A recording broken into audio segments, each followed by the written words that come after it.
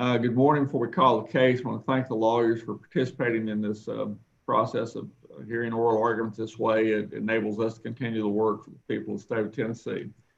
If we have any technical problems, we will pause and don't worry about it. We'll find a resolution one way or another. Mr. Hibner, call the case, please. John Raymond Kautz versus Doris Diane Kautz Berberich. We'll hear from the appellant. Good morning, Your Honor. Phil Jacobs from the Bradley County Bar on behalf of the appellant wife. I've already reserved 3 minutes for rebuttal. Yes. The issues in this case arise from a post-divorce litigation in a divorce proceedings. And the issues are, did the trial court err in reinstating the marital dissolution agreement without creating an equitable division of the assets? Is the division, in fact, inequitable? And should the husband be the beneficiary of his own fraud? The parties were divorced by final decree of divorce on March 21st, 2012, and the court incorporated a marital dissolution agreement that the parties approved. The parties had a 15-year marriage. There was a petition filed by a wife in March of 2016 after discovery was completed. That petition was amended to allege that the husband had not disclosed two financial accounts, an IRA with Morgan Stanley valued at over $300,000 and another Morgan Stanley investment account of over $300,000. There was a trial in this case on June 30th, 2017 for Judge Sharp, and he issued his own opinion on March 26, 2017, setting aside the marital dissolution agreement and awarding wife all of her attorney fees to date. I'll come back to the details on why he set that aside in just a second. The parties were ordered to return to the trial court for a hearing about what would have been an equitable division of the assets if all the assets had been disclosed at the time of the divorce proceedings. When that hearing was conducted, the court again entered its own judgment on June 25th, 2018, reinstating the MDA, the original MDA. It wasn't until after a motion to alter amend was filed on behalf of wife did the court actually find that the MDA was equitable.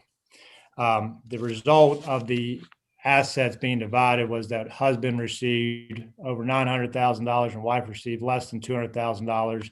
It's approximately an 82% award to to husband and 18% to wife. The details of the court's findings from the original opinion that again was entered by the court on September 26, 2017 was the following: wife in the entry of the original MDA. The husband had committed fraud on the wife and the trial court for failing to disclose those assets. The wife was entitled to Rule 60 relief. Husband had violated his affirmative duty to disclose his assets, and that under our local rules of the 10th Judicial District, the husband had failed to disclose retirement accounts. The court made a specific finding that no equitable division had occurred in the original MDA based on husband's conduct. So the key questions to this court is, did the wife have the full benefit of the knowledge of the husband's assets when the original MDA was created? And if she did not, then how could she have entered into an equitable division of the assets? Once the court set aside the MDA, then did the wife have to agree to the entry of a new equitable division by agreement, or could the court then just reinstate the MDA by finding that somehow the assets that were not disclosed were not somehow substantial? And I'll come back to that. But in the end, the reinstatement of the MDA resulted in the husband receiving 82% of the marital estate, including all $600,000+ of these undisclosed accounts. The court's well versed with 36-4-121, and the court must the court must consider the entirety of the marital estate, and certainly the entirety of the marital estate was not revealed to wife or the trial court when the MDA was entered. There was no provision that specifically referenced the division of these assets as being awarded to husband. There was only simply a catch-all phrase, as highlighted by Ms. Crawford's breach, that there was a general waiver of all other assets. The trial court, in reinstating the MDA, found essentially that the wife knew or the accounts were not significant. I want to take those in two different arguments. There's no proof in the record that the wife had any knowledge of these assets at the time of the entry of the divorce decree. The court doesn't actually make a separate finding or point to any fact that would illuminate that or support that.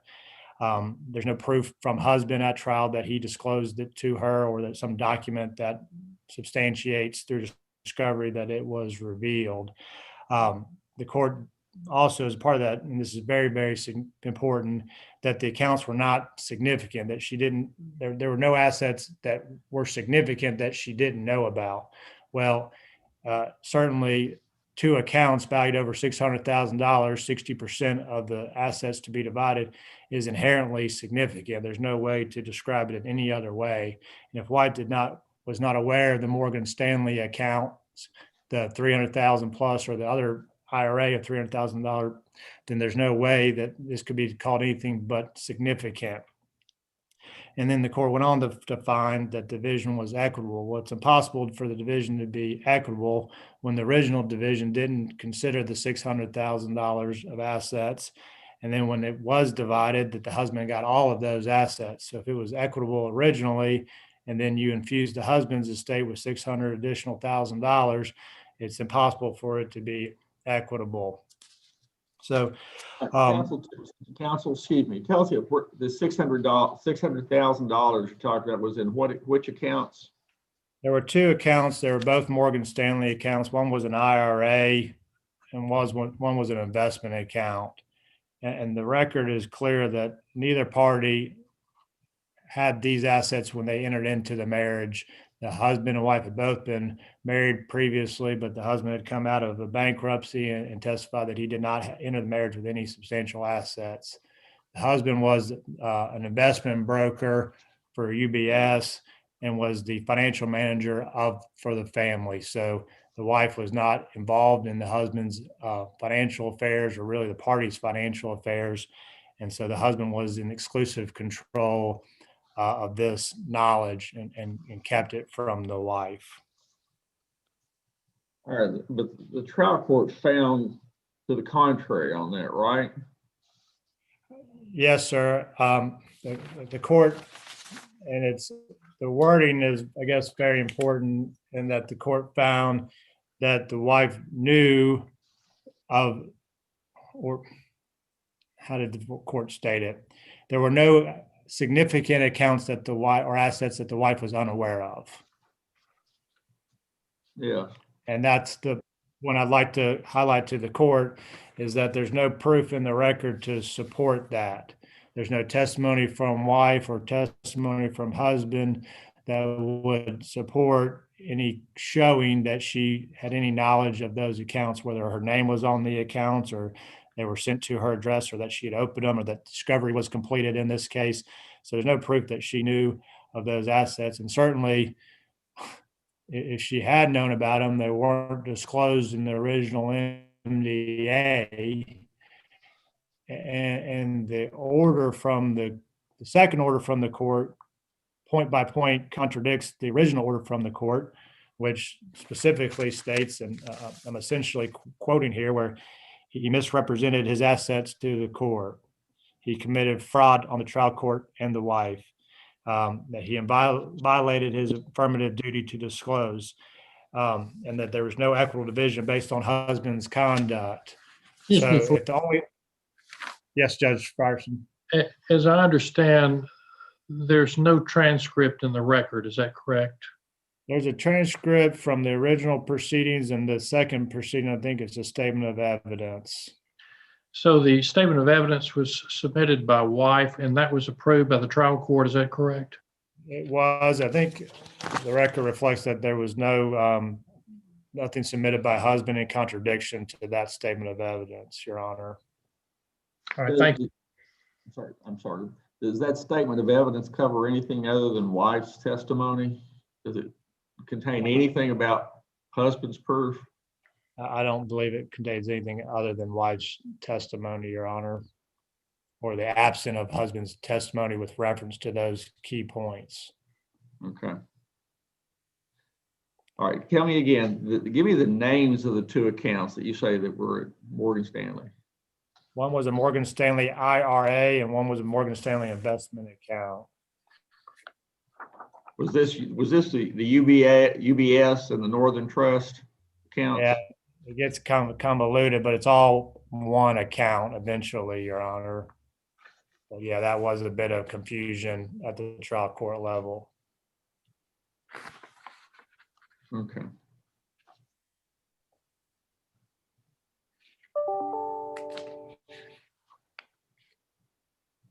All right. Anything else, counsel? 1 second before I rest on my initial argument, Your Honor, just make sure I've got everything here. Sure.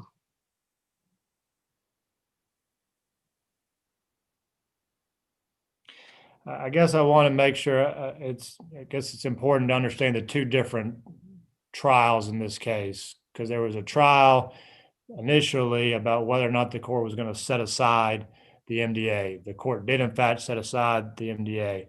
Well, then we come back for the second trial, and that was to recreate what the marital estate would have been at the time the court adopted the marital dissolution agreement.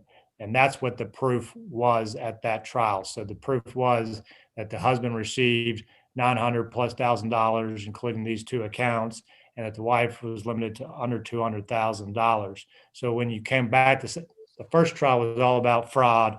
The second trial is what should the court do? And then so it came as a great surprise to my client when all the court did was reinstate an MDA that the court had clearly set aside because of husband's fraud. So how do we get from fraud by the husband and creating this MDA to let's divide up the assets, and then all we're going to do is reinstate an inherently inequitable award to husband where he benefited from his own fraud? Thank you. You have your time for rebuttal. We'll hear from the appellee. Thank you. Can you hear me okay now? Just barely, but Okay, I'll try to get as loud as I can, and I do apologize. But anyway, my argument is twofold on this. First, in the MDA, I'm saying it was a valid enforceable contract by the parties. And there's a couple of other prior facts that I want to bring up to the court that in contemplation of their marriage, the parties had entered into first a prenuptial agreement in 1996, around June 12th. The parties had filed a divorce action in 2007, and upon their reconciliation, there was negotiated a postnuptial agreement. And at that time, there was also the waiver that I had mentioned in my brief with regards to the retirement benefits, that both parties waived any interest that the other would have in IRAs, both retirement accounts and so forth, both owned at that time and after acquired. The parties had reconciled, and then in 2011, there was another divorce action filed. And in negotiating this settlement in the MDA, there were certain rights that some assets that normally the parties would not have been entitled to, more specifically estate assets, anything that the parties would inherit. I assume that at that time there might have been some relatives or something that may have been they may have been looking at some sizable assets they might have received. But anyway, in contemplating that, there was certain assets that were waived when they entered into this marital dissolution agreement. Now, during the course of these proceedings, and my argument in the second trial had always been that if the court sets aside the MDA, even so, she's still not she's not entitled to these retirement benefits because they were waived in this postnuptial agreement, which was nobody has set that aside as a valid and enforceable contract in dividing the marital assets. So when the court had asked us to do our findings of facts with regards to the second trial in laying out what we believed our clients to be entitled to under the division, I believed, and my position was that the marital estate should be divided based on that postnuptial agreement.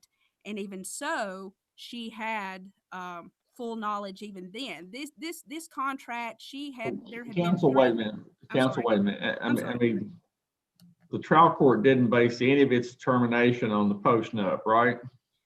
Not that I'm aware of. Not that I'm aware of either. Right. You didn't raise it as an issue that if the trial court erred in doing what it did, that the post-nup should have controlled someplace. That's not an issue for us, is it?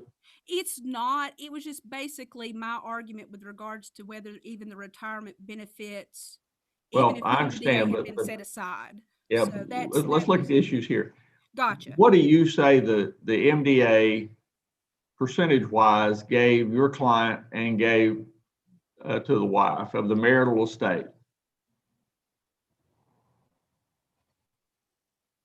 I don't believe it was the 80-20, but into the retirement benefit that they were talking about was actually the retirement pension that my client had rolled into an IRA, that IRA that he had earned. There had actually already been disclosure that my client had made. There was source of confusion during the second hearing, especially with given there being a Northern Trust account, which was actually, they were the administrators of the pension. And so there was actually there was just always a confusion as to all these accounts that there was supposedly help accounts that were unconfuse created me. I'm sorry. Just can you give me, if you can't give me the percentage amount, can you give me the dollar amount of what you say your client says was the marital estate? The dollar amount he got and the dollar amount the wife got. One moment.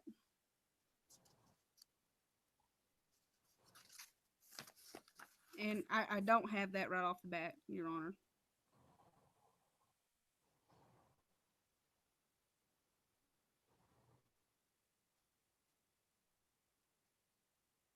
All right, let's go ahead. I'm sorry. What do you say to Mr. Jacobs' argument that, look, you had these two separate accounts at Morgan Stanley, and I'm still confused whether it was BBT, USB, or what, but that there were these two accounts that your client did not disclose. And he says those two accounts, I think, according to him, totaled something over $600,000. Correct. I mean, were those accounts marital property? No, there was actually the retirement pension. There one account that he had, there was an IRA and a 401k. And the 401k, which I think was coming from his it was a IRA and a retirement pension. And when he reached a certain age, which was his testimony, and he had reached that, he had to cash that retirement pension out. And this was post-marital when that happened. And then that was when in discovery, they saw where he was pretty much forced to take that retirement pension and roll that into the one IRA. There was a retirement account, and then there was the IRA. The Northern Trust, and I know there was all of this source of contention with a BB&T account, which that was actually an account, and the court found that in their ruling that was set up at the time that the parties in the 2007 divorce had separated. It was not disclosed because it was not there at the time of the divorce. When the parties reconciled, what monies was in that BB&T account was then transferred back into the joint marital UBS account that they had. There were statements that were presented of the UBS account that bills were paid out of. It was sort of a joint checking, and the statements would clearly state what was in the IRA account. So there was no lack of disclosure, and she was fully aware because this was joint accounts that were sent to the parties' addresses. But that being said, the Northern Trust, it wasn't an account. It was showing on a I believe it was a 1099 form during the trial, but they were the administrators of the pension plan that he had through Morgan Stanley. That was it. And it just was basically, there was no separate account with Northern Trust. They just administered the pension plan, the retirement benefit.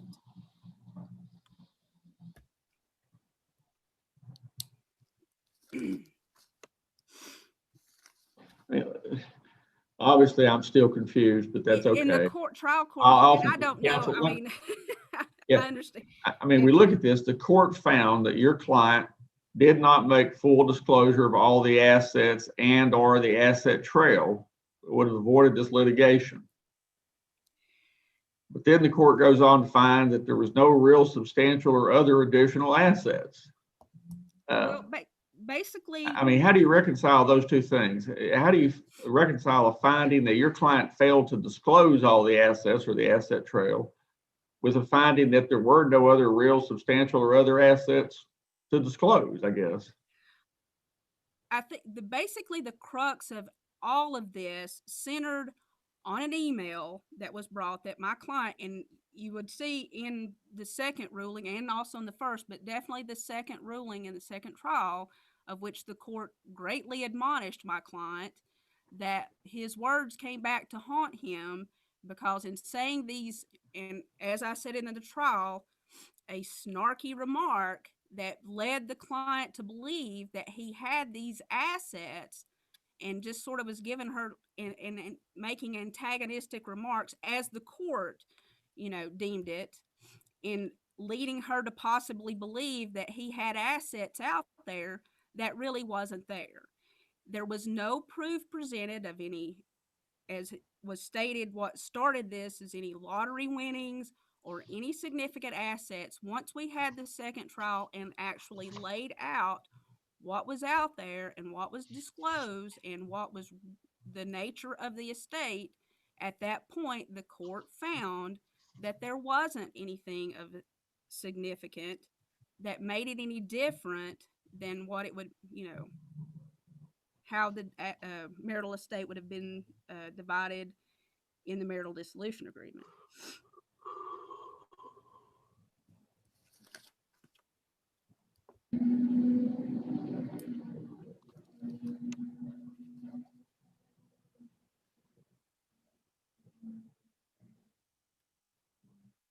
And I mean, and obviously the court can see and is really that the court, he didn't abuse his discretion, because he did take great weight and he put a lot of emphasis on appellant's testimony. He found her credible in the first hearing, and even so, he greatly admonished my client. But in the end, there just was no evidence that the appellant was able to present that found that my client actually concealed any substantial assets.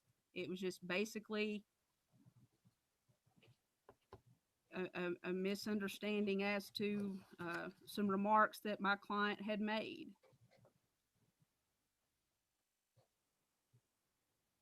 Anything further, counsel? No, Your Honor. All right, we'll hear from the appellant rebuttal. You need to unmute. Thank you, Judge Sweeney. Judge Fryers, I want to correct something I said in response to your question. I don't think there is any transcript in this thing. It's just a statement of the evidence. So I apologize for that misstatement. Just as a follow-up, was this a statement of the evidence which was approved by the trial court? Yes, you say that, and that makes me question myself, but I think that's the process it has to go through, that it's not objected by Ms. Crawford, then Judge Sharp would have to approve it. But so that's what I believe. But again, I feel bad for misstating that the first time around, so I apologize, Judge Frierson.